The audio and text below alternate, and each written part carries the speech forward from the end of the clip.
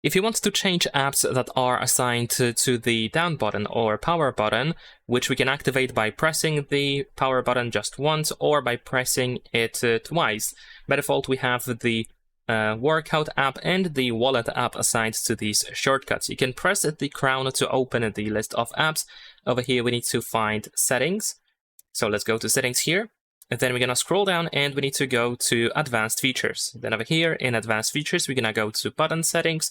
And here we have customize down button, which is of course the power button, and customize press down button twice. So here we can switch from the workout app to pretty much any app that you have on your smartwatch. So let's say I'm going to switch this to stats instead.